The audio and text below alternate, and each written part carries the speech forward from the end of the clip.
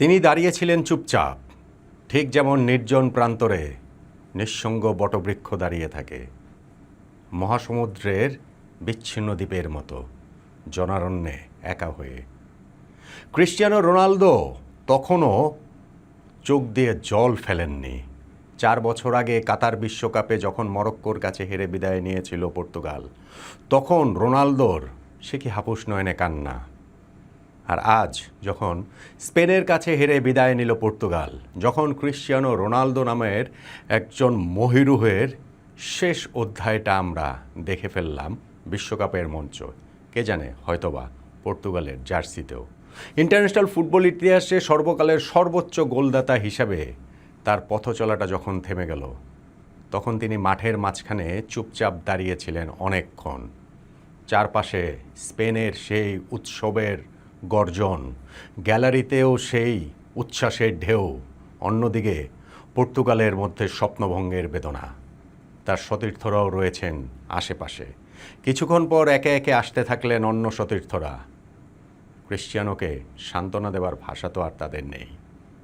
কিন্তু পর্তুগালের হয়ে গত এই 2 দশকে যা করেছেন ক্রিস্টিয়ানো রোনালদো, বিশ্ব ফুটবলের মানচিত্রে যেইভাবে পর্তুগালের নামটা আবারও তিনি তুলে এনেছেন, সেই রোনালদোর শেষটা হলো বড্ড করুণভাবে বিশ্বকাপের রাউন্ড অফ 16 থেকেই।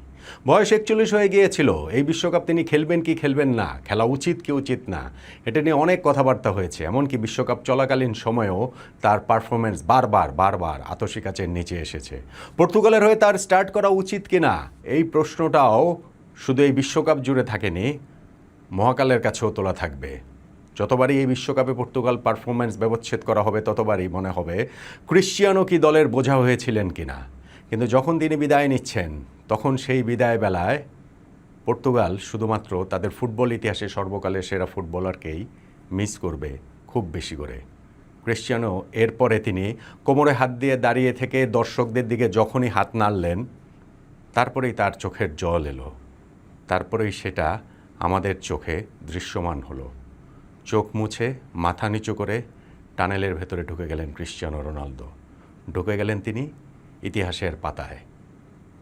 আন্তর্জাতিক ফুটবলে ক্রিস্টিয়ানো রোনালদোকে হয়তোবা এই শেষবারের মতো দেখলাম আমরা।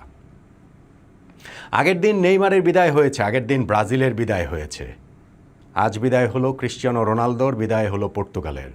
ব্রাজিলের বিদায়টা ছিল আকস্মিক, নরওয়ের কাছে হেরে, কিন্তু পর্তুগালের বিদায়টাকে তেমন বলার উপায় নেই।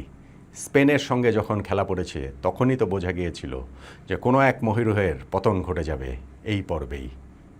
সেটা পর্তুগাল হয়ে গেল। ম্যাচটা কিন্তু হয়েছে বেশ ম্যারম্যারে। বলার মতো তেমন কিছুই ছিল না, বলার মতো তেমন কোনো কন্ট্রিবিউশন ক্রিস্টিয়ানো রোনালদোরও ছিল না।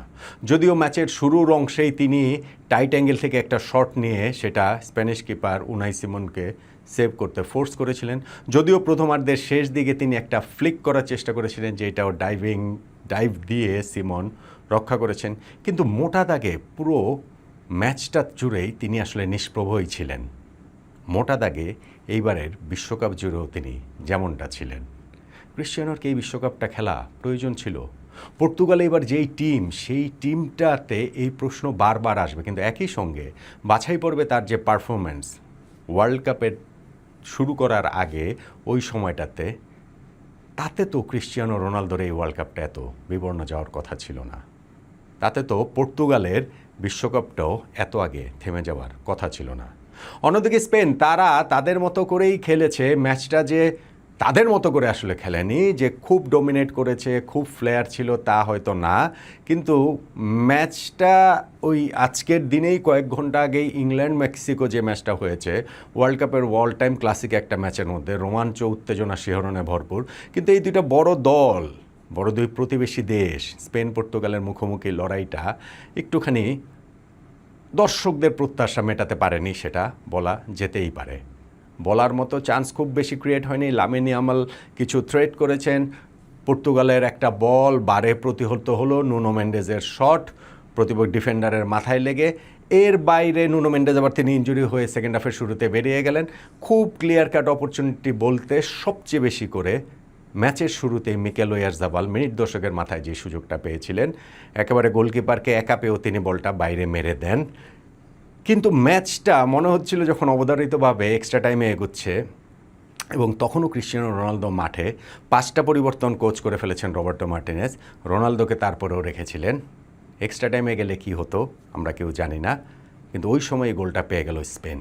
গোল পেয়ে গেলেন মিকেল মোরেনো বদলি হিসাবে নেমে, একটা কুইক ফ্রিকিকে যখন হচ্ছে গিয়ে 2-3টা ইন্টারচেঞ্জ হয়ে পাস হয়ে যখন তার কাছে বলটা আসে, তারপরে তিনি দারুণ ফিনিশিংয়ে জালে জড়িয়ে দিলেন। ম্যাচের ঘড়ির তখন 91তম মিনিট, আর অল্প কিছু সময়ই বাকি ছিল। সেই অল্প কিছু সময়ে পর্তুগাল অন্ততপক্ষে 2বার ক্রস ফেলেছিল বক্সের মধ্যে। সেই 2বারের একবারও ক্রিশ্চিয়ানো রোনালদোর মাথা খুঁজে পায়নি। সেই 2বারের কোনোবারই তাই বলটাও জাল খুঁজে পায়নি। বের্নার্ডো সিলভা এবং জোয়াও নেভেসের সেই প্রচেষ্টা দুটো যখন পোস্ট ঘেঁষে বেরিয়ে যায়, পর্তুগালের বিশ্বকাপ স্বপ্নটাও, ক্রিশ্চিয়ানো রোনালদোর এই একমাত্র যে আরাধ্য তার ফুটবল ক্যারিয়ারে বিশ্বকাপ জয়ের স্বপ্নটা, সেটাও শেষ হয়ে গেল। রবার্টো মার্টিনেজ তাদের কোচ, তারও অধ্যায়টা এর মাধ্যমে শেষ হয়ে গেল। বিশ্বকাপ ফুটবল থেকে যখনই এখন আমরা সামনে এগুচ্ছি, একে একে বড় বড় দল তো ঝরে পড়বে, এবং একই সঙ্গে সেটাই হওয়ার কথা, একই সঙ্গে এরকম কিংবদন্তিদেরও বিদায় দিতে হবে। Cristiano Ronaldo world cup performance, তার 27 ম্যাচে 11 গোল।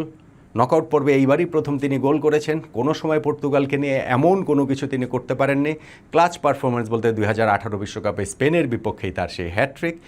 এর বাইরে ওয়ার্ল্ড কাপ নিয়ে রোনালদোর অনেক অনেক গর্ব করার মতো যে গল্প রয়েছে তা না, কিন্তু পর্তুগালের ফুটবল ইতিহাসে তিনি নিঃসন্দেহে সমকালীন ফুটবল ইতিহাসেও অবশ্যই গ্রেটদের একজন হিসাবে থাকবেন, যেই গ্রেট বিশ্বকাপে কখনোই সেইভাবে আলো ছড়াতে না পারার আক্ষেপে নিজে যেমন পড়বেন, ঠিক তেমনিভাবে তার অসংখ্য অগণিত ভক্ত সমর্থকদেরও পোড়াবেন।